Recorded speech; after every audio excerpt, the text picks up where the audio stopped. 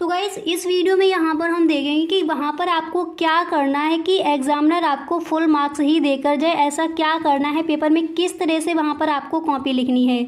तो यहाँ पर ये एक पेपर ले लिया है, इसके क्वेश्चन आपको हल करके बताए जाएंगे कि कॉपी में वहाँ पर आपको किस तरह से लिखना है, किस तरह से क्वेश्चन नंबर डालना है, उसका आंसर किस तरह से लिखना है, पूरा कुछ यहाँ पर हम समझाएंगे। तो गाइस ये वीडियो आपको एंड तक देखना है, वीडियो को आप बिल्कुल भी स्किप ना करें अगर बोर्ड की कॉपी में हर पेपर में इसी तरह से आप फुल मार्क्स लाना चाहते हो। हेलो एवरीवन, आई एम सुगम, वेलकम बैक। तो कैसे हो आप सब? आई होप आप सब अच्छे होंगे।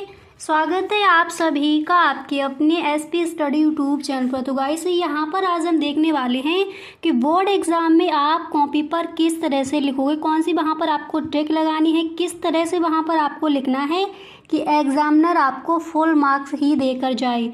तो वो सारी बातें यहाँ पर हम सीखेंगे। तो गाइस ये वीडियो आपको एंड तक देखना है, इस वीडियो को आप बिल्कुल भी स्किप ना करें।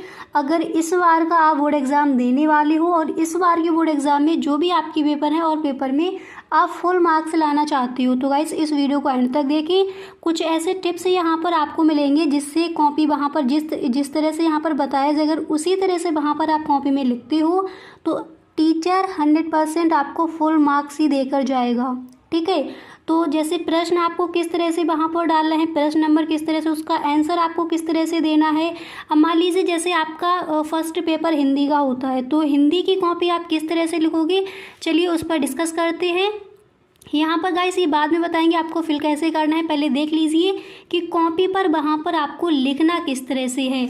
तो यहाँ पर एक ये हिंदी का पेपर ले लिया है, इसमें आपको बताएंगे कि किस तरह से, जैसे आपके क्वेश्चन है तो वहाँ पर आपको किस तरह से प्रश्न नंबर डालना है, किस तरह से वहाँ पर आंसर लिखना है, हेडिंग आपको किस तरह से डालनी है, कौन सा पेन यूज़ करना है और कैसे वहाँ पर आप रचा रचा कर लिखोगे कि एग्जामिनर आपको फुल ही मार्क्स ही देकर जाए। ठीक है, तो उस पर यहाँ पर हम डिस्कस करेंगे। और गाइस अगर सच में आपको ये वीडियो अच्छा लगे तो आप इस वीडियो को एक लाइक कर दें और एक बार अपने सभी दोस्तों में इस वीडियो को आप शेयर ज़रूर करें। ठीक है, तो चलिए गाइस स्टार्ट करते हैं कि किस तरह से आप बोर्ड की कॉपी पर लिखना स्टार्ट करोगे। ठीक है, तो चलिए स्टार्ट करते हैं।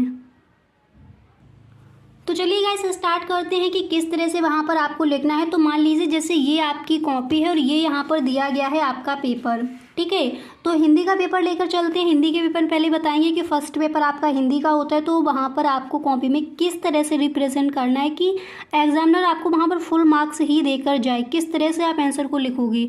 तो सबसे पहले गाइस आपकी जो रचनाएं पूछी जाती हैं उसमें आपके 20 क्वेश्चन दिए जाते हैं। ठीक है, तो उसके लिए आपकी OMR जो आपकी सीट आएगी उसमें आपको टिक लगानी है। उसके बाद क्वेश्चन जैसे खंड आ में आपके 20 क्वेश्चन दे दिए जाते हैं। उसके बाद आता है आपका खंड बा। ठीक है, खंड बा में गाइस आपका ये क्वेश्चन दिया जाता है फर्स्ट, इस तरह से खंड बा में आपका क्वेश्चन आएगा कि निम्नलिखित गद्यांशों में से किसी एक के नीचे दिए गए प्रश्नों के उत्तर दीजिए। अब जैसे ये पेपर लिया है तो यहाँ पर देखिए क्वेश्चन नंबर कितना दिया गया है, तीसरा। पहले आपकी रचनाएं पूछी जाती है, उनको छोड़ दीजिए, यहाँ से स्टार्ट करते हैं। तो जैसे तीसरा क्वेश्चन यहाँ पर जैसे प्रश्न नंबर यहाँ पर 3 दिया गया है। ठीक है, तो क्वेश्चन है कि निम्नलिखित पदांशों में से किसी एक के नीचे दिए गए प्रश्नों के उत्तर दीजिए। इस तरह से आपको गद्यांश मिलेगा, किसी भी चैप्टर से रख दिया जा सकता है। फिर उससे रिलेटेड इस तरह से आपको वहाँ पर क्वेश्चन मिलेंगे। ठीक है, तो आपको किस तरह से ये करना है उसको समझाते हैं। तो पहले आपका ये प्रश्न इस तरह से दिया जाएगा। अब आपको देखना है कि क्वेश्चन नंबर कितना है। ठीक है, आप कॉपी पर आ जाइए। तो यहाँ पर देखिए आपको आप डालेंगे वहाँ पर खंड बा, जो आपका पेपर होगा हिंदी का। तो खंड बा डालने के बाद यहाँ पर आप लिखोगे वर्णनात्मक प्रश्न। पेपर भी इसी तरह से दिया जाएगा, इस पेपर में नहीं दिया है। जो आपका हिंदी का भी पेपर होगा वो इस तरह से ही अब आता है। ठीक है, खंड आ में आपको 20 क्वेश्चन दे दिए जाते हैं, ऑब्जेक्टिव क्वेश्चन। ठीक है, उसके बाद खंड बा आता है, तो उसमें जो पहला प्रश्न होता है खंड बा में वो यही दिया जाता है। ठीक है, तो आप इस तरह से, अब ये जो पेपर है तो इसमें ये प्रश्न नंबर कितना है एक बार देख लीजिए। इसमें ये प्रश्न नंबर दिया गया था 3, प्रश्न नंबर 3 दिया गया था, तो इसीलिए यहाँ पर डाला गया है प्रश्नोत्तर संख्या 3। ठीक है, अब जैसे आपको हिंदी का पेपर मिलेगा तो उसमें खंड बा डालकर प्रश्नोत्तर नंबर जो भी यहाँ पर आपका दिया गया है, मान लीजिए ये आपका क्वेश्चन दिया गया है, तो अगर प्रश्नोत्तर नंबर यहाँ पर 1 दिया गया है, ठीक है, तो आपको 1 ही डालना है, ये 3 नहीं डालना। सेम इसी तरह से आपको नहीं लिखना। आप अपना पेपर देखिए, क्वेश्चन नंबर वहाँ पर क्या है उस तरह से आप डालोगे प्रश्नोत्तर संख्या, अगर बन दी गई खंडवा में तो प्रश्नोत्तर संख्या बन, इस तरह से आप डालोगे। उसके बाद आपको लाइन कर देनी है। उसके बाद देखिए अब ये आपका जैसे ये दिया गया था, ठीक है, इस तरह से ये गद्यांश दिया होता है। इसमें पहला प्रश्न क्या है कि उपर्युक्त गद्यांश का संदर्भ लिखिए। अब किसी भी चैप्टर से ये लिया जा सकता है, तो मान लीजिए जैसे ये जो आपका गद्यांश लिया गया है आपको सही ढंग से पता है कि किस चैप्टर से लिया गया है, इसका जो संदर्भ है वो आप सही ढंग से लिख पाते हो। तो संदर्भ वहाँ पर आप किस तरह से लिखोगे उसको देखिए। सबसे पहले आप इस तरह से हेडिंग डालोगे संदर्भ। अब यहाँ पर समझिए संदर्भ आप किस तरह से लिखोगे ताकि एग्जामिनर आपको वहाँ पर फुल मार्क्स ही देकर जाए, ठीक है। तो आप हेडिंग डालोगे संदर्भ। हेडिंग डालने के बाद आप लिखोगे, अब मान लीजिए जैसे आपका ये गद्यांश किसी और चैप्टर से लिया गया, मान लीजिए जो आपका ममता चैप्टर है उससे अगर लिया गया है, ठीक है, तो आप इस तरह से उस पार्ट से देखिए, इस बार के बोर्ड एग्जाम के लिए वो इम्पोर्टेंट है इसीलिए उसी का संदर्भ लिखकर यहाँ पर बताया है। तो आप लिखोगे कि प्रस्तुत गद्यांश हमारी पाठ्य पुस्तक, ठीक है, पाठ्य पुस्तक गद्य खंड से, अब पद से नहीं लिया गया, पहले गद्य से क्वेश्चन आता है। तो गद्य खंड जब वहाँ पर आप लिखोगे तो ये आपको किस तरह से लिखना है, ये आप लिखोगे वहाँ पर ब्लैक पेन से, ठीक है। तो गद्य खंड के ममता नामक पाठ से लिया गया, जब भी आप चैप्टर का नेम डालोगे तो वो आपको ब्लैक पेन से ही डालना है ताकि एग्जामिनर को सही से दिख जाए आपने एकदम सही लिखा है। और गाइस आपको ध्यान रखना, जैसे आपका गद्यांश दिया गया और आपको बिल्कुल सही पता नहीं है कि किस चैप्टर से है, तो ज़्यादा आपको वहाँ पर हाईलाइट करके नहीं लिखना। अगर आपको सही पता है तो आप इस तरह से लिखोगे, प्रस्तुत गद्यांश हमारी पाठ्य पुस्तक गद्य खंड के ममता नामक पाठ से लिया गया है या फिर ममता नामक पाठ से अवतरित है। इसके लेखक कौन है, जयशंकर प्रसाद। तो अगर सही आपको पता है इसके लेखक कौन है तो वो आपको ब्लैक पेन से लिखना है कि इसके लेखक जयशंकर प्रसाद जी हैं। अब इसके बाद यहाँ पर देखिए पेपर में अगला क्वेश्चन क्या दिया जाता है, ठीक है, इसी तरह से क्वेश्चन आते हैं। तो अगला प्रश्न यही होता है कि गद्यांश के रेखांकित अंश की आपको वहाँ पर व्याख्या करनी है। तो आप यहाँ पर देखिए सेकंड क्वेश्चन आपका क्या था कि रेखांकित अंश की व्याख्या कीजिए। तो यहाँ पर देखिए इस तरह से आप लिखोगे रेखांकित अंश की व्याख्या। अगर आपका इस तरह से नहीं आ रहा है लेख, तो आपको क्या करना है, एक लाइन आपको वहाँ पर छोड़ देनी है, फिर आप लिखोगे रेखांकित अंश की व्याख्या। उसके बाद इस तरह से आपको लाइन करनी है। उसके बाद यहाँ पर आप लिखोगे कि प्रस्तुत, अब जैसे किसी भी चैप्टर से आपका वैसे गद्यांश लिया गया है, ठीक है, तो थोड़ी व्याख्या जब आप थोड़े बड़ा करके वहाँ पर लिखोगे तो ज़्यादा आपको एग्जामिन फुल मार्क्स ही देकर जाएगा, ज़्यादा नंबर आपको मिलेंगे। अब ये नहीं है कि जैसे ये आपका गद्यांश दिया गया इसकी व्याख्या ना करके कुछ और यहाँ पर आप लिखते हो तो आपको नंबर नहीं मिलेंगे।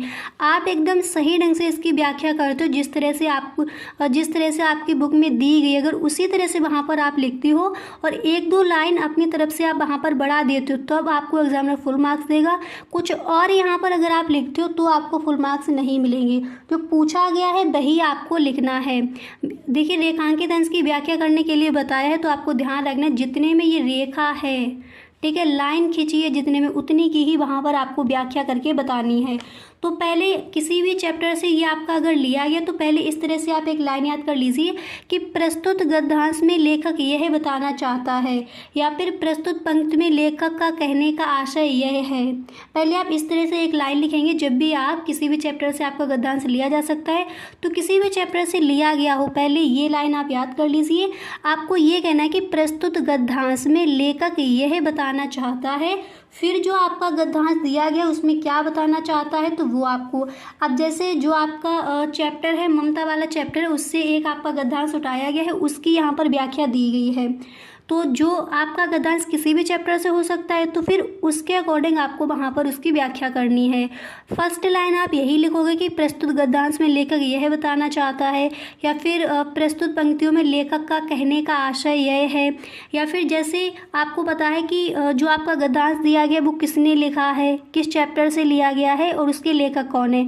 तो जैसे यहाँ पर इनके लेखक कौन है, जयशंकर प्रसाद, तो हम इस तरह से भी लिख सकते हैं कि प्रसाद जी यहाँ पर कहना चाहते हैं, हैं, या फिर जयशंकर प्रसाद जी यहाँ पर बताना चाहते हैं, या फिर जयशंकर प्रसाद जी ने इस गद्यांश में ये बताया है। इस तरह से लिखने के बाद फिर उसकी जो व्याख्या है वो आप कीजिए। ठीक है, तो अब जैसे यहाँ पर ये आपका दिया गया था, मान लीजिए ममता वाले चैप्टर से गद्यांश लिया गया, तो वहाँ पर उसकी व्याख्या इस तरह से है कि उसके मन में दुख। अब जैसे यहाँ पर मान लीजिए ये गद्यांश आपका ममता वाले चैप्टर से लिया गया, तो उसकी व्याख्या जैसे उसके मन में दुख, मस्तक में सवालों की आंधी, आंखों में आंसुओं की बरसात लिए वह सुख के कक्ष में कांटों का कष्ट समझकर उसमें तड़प रही है, उस समय उसके दुख का अंत कहाँ था। अब जैसे ये आपका इस तरह से लिख दिया। ठीक है, अब यहाँ पर देख लीजिए, जैसे ये गद्यांश कोई दूसरा दिया गया है, ममता वाले चैप्टर का एक गद्यांश उठाकर उसकी व्याख्या यहाँ पर आपको बताई गई है। इसके बाद यहाँ पर ये देखिए तीसरा प्रश्न क्या आता है। 2 क्वेश्चन, पहला प्रश्न यही दिया जाता है, आपको संदर्भ लिखने के लिए आएगा। सेकंड क्वेश्चन ये होता है कि रेखांकित अंश की व्याख्या कीजिए। इसके बाद जो आपका थर्ड क्वेश्चन होता है, तो जो आपका ये गद्यांश दिया गया है इसी में से आपको इसका आंसर निकालना है। तो क्वेश्चन तीसरा इस तरह से आता है कि उपर्युक्त गद्यांश में किस कार्य को ईश्वर की इच्छा के विरुद्ध बताया गया है। यानी जो आपका ये गद्यांश दिया गया है ये आपको पढ़ना है और क्वेश्चन इससे रिलेटेड आते हैं, इसी में से आपको आंसर देखकर इसका आंसर वहाँ पर लिख देना है। ठीक है, तो यहाँ पर आप देख चुके हो कि आपको वहाँ पर संदर्भ किस तरह से लिखना है, उसके बाद रेखांकित अंश की व्याख्या आप किस तरह से करोगे, फिर आएगा आपका तीसरा प्रश्न। तो यहाँ पर आप तीसरा जो भी आपका नंबर है वो डालोगे, उसके बाद इससे ढूंढकर आपको इसका आंसर वहाँ पर लिख देना है। क्लियर, तो इस तरह से वहाँ पर गाइस आप लिखोगे। देखिए 2 दी जाती हैं व्याख्याएं, तो जो आपको सही ढंग से पता है वही वहाँ पर आपको लिखनी है। इसके बाद अगला क्वेश्चन क्या आता है उसको देखिए।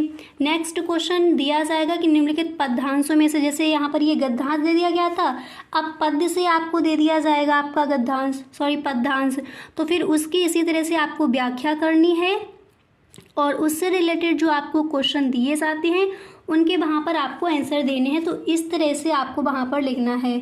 आई होप गाइस आपको समझ आ गया होगा कि बोर्ड की कॉपी में आप किस तरह से लिखोगे, हिंदी का पेपर किस तरह से वहाँ पर आप करके आओगे। तो गाइस आज के लिए बस इतना ही, मिलते हैं नेक्स्ट वीडियो में। अगर सच में आपको वीडियो अच्छा लगा है तो please tell me in the comment box और आप इस वीडियो को एक लाइक ज़रूर कर दें। Okay, thank you so much.